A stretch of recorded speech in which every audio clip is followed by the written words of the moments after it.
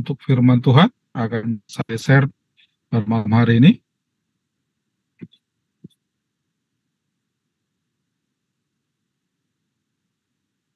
Apakah sudah kelihatan? Sudah, Pak Darven, sudah. Oke, baik.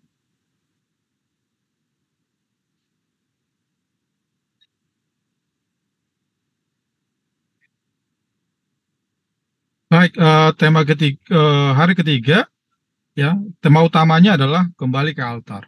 Ya. Nah, di sini kita akan kembali dengan tema yang baru di hari ketiga ini, atau tema kecilnya, maksudnya adalah pagi dan malam. Ya. Nah, kalau kita dengar pagi dan malam, saya yakin kita semua, ya, sudah ada bayangan apa sih antara pagi dan malam ini, ya. Nah, pagi dan malam ini adalah sama seperti yang kita organisasi kita lakukan, ya. Bagaimana kita datang untuk berbakti pada pagi dan petang.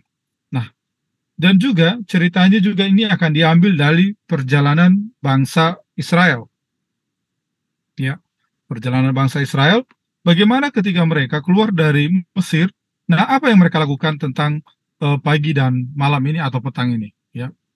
Baik, ayat inti kita pada malam hari ini diambil dari 1 Warik 23 ayat 30, ya. Yang berbunyi, selanjutnya mereka bertugas menyanyikan syukur dan puji-pujian bagi Tuhan setiap pagi, demikian juga pada waktu petang, ya. Jadi di sini dikatakan bahwa ayat ini, ya, bagaimana ketika kita boleh datang pada pagi hari, begitu juga kita boleh datang pada waktu petang.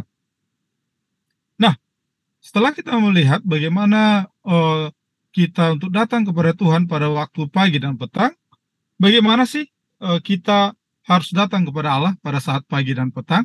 Nah, dan apa saja yang harus kita lakukan, ya? Nah, yang pertama adalah yaitu hidup bersama Allah, ya. Ya, sebagaimana tadi mereka satu hari tadi ketika orang-orang Lewi, ya, di mana orang-orang yang memelihara dan melayani Ka'bah pada saat perjalanan bangsa Israel, ya, mereka ya berdiri di hadirat untuk mengangkat suara mereka dalam ucapan syukur dan muji Allah setiap pagi dan malam, ya, setiap pagi dan malam. Jadi ini digambarkan kepada kita perjalanan ini, dan ini juga menjadi salah satu organisasi kita terapkan dalam setiap setiap gereja, setiap keluarga, supaya ya setiap keluarga itu boleh datang memuji Tuhan setiap pagi dan malam, ya, sehingga kita dikatakan mempunyai kehidupan selalu bersama Allah, ya.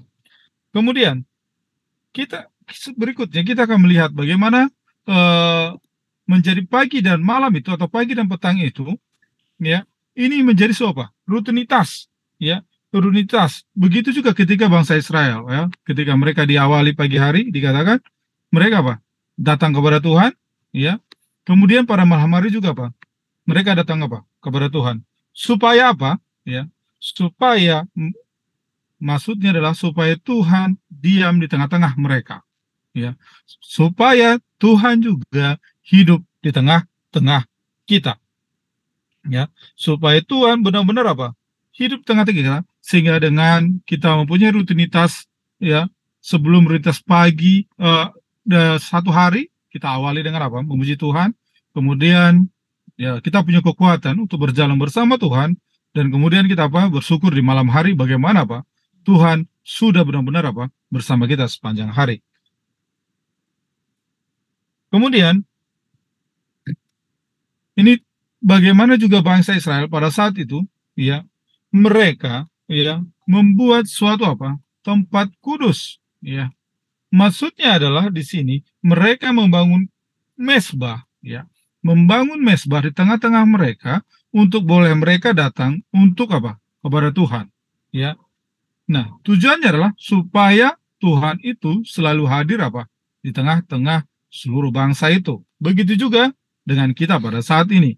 Mari kita bangun mesbah, ya, di tengah-tengah keluarga kita, yaitu pada pagi maupun petang, supaya Tuhan itu hadir di tengah-tengah kita. Kemudian, ya, ada juga gambaran lain bagaimana pada saat itu Allah memerintahkan juga supaya ya domba yang satu haruslah kau olah pada waktu pagi dan domba yang lain kau olah pada waktu senja.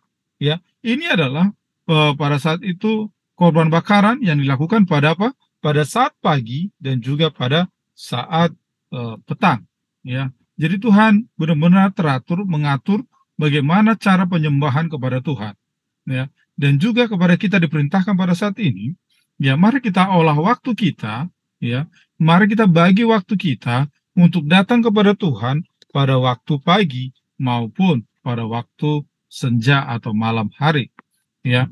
Di mana dikatakan seperti Keluaran 39 ayat 29, domba yang satu haruslah kau olah pada waktu pagi dan domba yang lain haruslah kau olah pada waktu senja. Itulah bagaimana pada saat itu cara penyembahan yang luar biasa datang kepada Tuhan dengan tata caranan, yaitu datang pada waktu pagi dan juga pada waktu senja. Kemudian yang kedua adalah bagaimana kehidupan kita di antara pagi dan malam, ya. Kalau yang pertama tadi adalah hidup bersama Allah, ya. Nah, bagaimana tata cara kehidupan kita di antara pagi dan malam, ya. Yaitu kalau digambarkan dengan bangsa Israel, kita bangsa itu dimaksudkan untuk dihidupkan di antara dua fondasi, yaitu apa? Pengalaman rohani, di mana ya diawali ketika pagi datang kepada Tuhan dan diakhiri juga datang kepada Tuhan. Jadi di sini mereka tidak menganggap remeh apa kasih karunia Tuhan itu.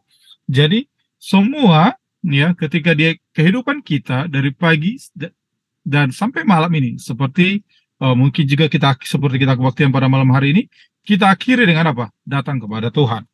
Ya. Nah, tujuannya apa sih? Ya, tujuannya adalah supaya ya kuasa Tuhan itu ya pada saat itu bagi bangsa Israel apa? Supaya mereka selalu apa? Dilindungi oleh Tuhan. Ya. Ya, selagi mereka masih berada di tengah padang gurun, ya. Nah, begitu juga kita pada saat ini supaya kuasa Tuhan itu melindungi kita, ya. Di tengah perjalanan kita, ya. Ya, kalau di sini menuju tanah perjanjian, kita akan menuju apa? Tuhan sebuah tempat yang sudah sediakan bagi kita, yaitu apa? Surga, ya. Nah, kemudian di sini dikatakan supaya juga kita terlindung dari apa? Godaan-godaan, ya. Sama seperti juga bangsa Israel pada saat itu, supaya mereka apa? Tidak selalu mengingat apa yang terjadi apa? Di Mesir, ya. Nah, ini juga digambarkan daripada kita supaya kita memerlukan apa? Perlindungan dari apa? Dari Tuhan. Karena saya yakin godaan-godaan itu pasti akan apa? Selalu ada dalam perjalanan kehidupan kita. Kemudian inilah cara Tuhan juga mencontohkan ya, contoh bagaimana bagi bangsa Israel agar mereka mengikuti contoh ya, supaya mereka apa? Punya hubungan yang dekat apa? Dengan Tuhan, ya. Tujuan utamanya adalah supaya apa? Supaya selalu dekat dengan Tuhan, ya. Kemudian juga, nah, Ellen G. White menjelaskan di sini, ya, ya. Menjelaskan di sini sama, ya, sama seperti ya murid-murid dahulu, ya, supaya mereka kecurahan apa? Roh Kudus, ya, supaya mereka kecurahan Roh Kudus. Begitu juga kita, ya, begitu kita, karena kita sangat membutuhkannya hari ini, apalagi kita diawali apa? Pada tahun ini dengan 10 hari ini, tujuan utamanya adalah yang pertama adalah supaya kita dicurahi apa? Roh Kudus, ya, sehingga kita punya kekuatan, ya, punya kekuatan setiap harinya untuk apa? Mengarungi kehidupan ini. Kemudian, ya, juga pada saat itu, ya, bagi jemaat yang hadir di Ka'bah, ya, kita tahu, ya, metode zaman dahulu adalah, ya, mereka sebelum datang, ya, ketika mereka datang ke Ka'bah itu, mereka akan meneliti dulu hati mereka, ya. ya, kemudian mengakui dosa-dosa mereka, sehingga ya ketika mereka ya melakukan upacara itu, ya melakukan upacara itu, yang tujuannya adalah ini, yaitu permohonan mereka naik apa? Ke surga. Ya, permohonan mereka naik ke surga. Begitu juga kita pada saat ini digambarkan kepada kita supaya apa? Segala permohonan, ya, permohonan yang kita sampaikan kepada Tuhan kepada pagi dan petang itu sampai apa? Ke surga atau sampai kepada Tuhan, ya. Sehingga semua itu tujuan utamanya adalah bahwa dengan kita berdoa setiap hari, datang pagi dan petang, inilah menjadi benar-benar kebiasaan kita, ya. Kebiasaan kita, ya, benar-benar kebiasaan kita, ya. Jadi kita dengan senang hati, ya, datang berbakti pagi dan petang, dan tujuan utamanya juga adalah untuk mencari apa? Pengampunan atas dosa-dosa kita. Sehingga ya terjawablah semua permintaan berkat, ya, yang ingin apa?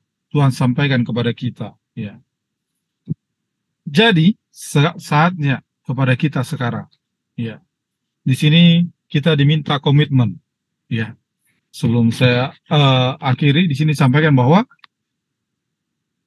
kita diminta komitmen untuk datang kepada Tuhan, ya. Dan di awal tahun ini tujuan utamanya juga adalah supaya dengan adanya 10 hari berdoa ini, ya, diingatkan kita untuk memperbarui apa? Komitmen kita untuk datang kepada Tuhan. Ya, yaitu pada pagi dan sore, ya. Di luar kita datang selalu apa? Pada hari Sabat kepada Tuhan. Dan ayat intinya tadi diingatkan kembali kepada kita, ya. Ya. Marilah kita, ya, selalu menyanyikan syukur dan puji-pujian bagi Tuhan setiap pagi maupun petang. Ya, kesimpulan kepada kita melalui inti ini dan pelajaran kita pada Sabat ini atau hari ketiga ini, mari kita apa? Selalu datang kepada Tuhan pada pagi dan petang, sehingga curahan Roh Kudus pun menjadi bagian kita. Yang kedua adalah, mari kita sampaikan seluruh permintaan kita kepada Tuhan, sehingga permintaan itu sampai ke surga dan berkatnya menjadi bagian kita. Dan mari kita datang selalu pagi dan petang, supaya kuasa Tuhan selalu melindungi kita di dalam perjalanan kita. Kemudian yang terakhir adalah, mari kita datang pagi dan petang untuk kita mempunyai selalu hubungan dengan baik dan erat kepada Tuhan. Itulah firman Tuhan pada malam hari ini.